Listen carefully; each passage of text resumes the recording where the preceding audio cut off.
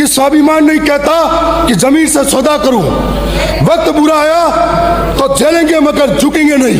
कि प्रदेश का बेरोजगार जो एक तख्त की निगाहों से इन सरकारों की तरफ देखता है। जब कांग्रेस की सरकार थी तब पेपर लीक के बड़े बड़े घोटाले हुए थे और उस पेपर लीक के घोटालों में सरकार ने उम्मीदें जताई कि नई सरकार आएगी, नई नीतियां बनाएगी, नई नीतियों के साथ में हमारे लिए काम होंगे और नई नीतियों के साथ में बेरोजगारों के हाथ में रोजगार होगा। वो बेरोजगार जो अपने माँ के गहने बेचता है, जमीन बेचता है और जमीन और गहने बेच के मुश्किल से पढ़ाई करता है, जब पेपर लीक होता है, साफ पेपर लीक नहीं होता है, उनके सपने लीक होता है, उनका भविष्य लीक होता है और ऐसे में उनका सपने और भविष्य टूटता है तो अंधकार में चला जाता है। जिसके हाथ में कागज कलम होना चाहिए उसके हाथ में खेती पावड़े पड़े हुए हैं, वो मजदूर बन चुका है।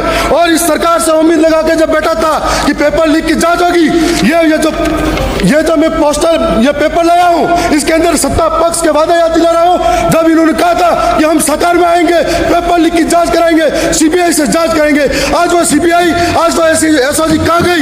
एक आदिवासी को पकड़कर सारा टिकरा उस पर फोड़ा गया और आदिवासी को पकड़कर बहुत सारे बेगुनाह बचे हुए मंजू शर्मा का नाम आया, शिव सिंह राठौड़ का नाम आया।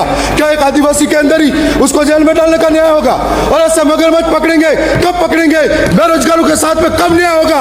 और प्रदेश के अंदर कल प्रश्न का जवाब था 70,000 भर्तियां खाली है, आपने कांग्रेस का नाम ले लिया और कांग्रेस ने गलतियां की इसलिए विपक्ष में बैठा।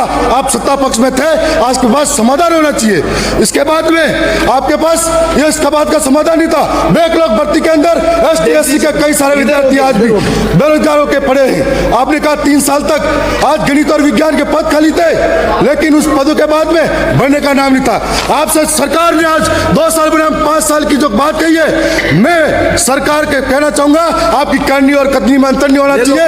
ये करनी और कतनी में नहीं, ये जो फोटो है सभापति महोदय, इसमें आप भी हो और इस मुद्दे के दम पर आप सत्ता में आए। सत्ता में आने के बाद में सीबीआई जांच की बात को भूल गए। आज बेरोजगार ठगा ठगा महसूस कर रहा है और आज हर भर्ती में ओएमआर सीट के घोटाले के अंदर इस तरीके से हम सरकार से कहना चाहते हैं, यदि आप में अंदर सच्चाई है और सच्चाई की हो तो प्रदेश की जनता के साथ न्याय करें। इन तमाम भर्तियों के अंदर सीबीआई जांच करे, दोषी वंचित अधिकारियों को जेल में डाला जाए, जो लोग राजनीतिक रूप में संक्षिप्त हैं उनको भी पकड़ा जाए। मैं मानता हूं चोर दोनों तरफ से बैठे हुए होंगे और ये चोर कब बाहर आएंगे, कब बेरोजगारों को न्याय मिलेगा, इसकी मांग करते हैं पुरजोर तरीके से।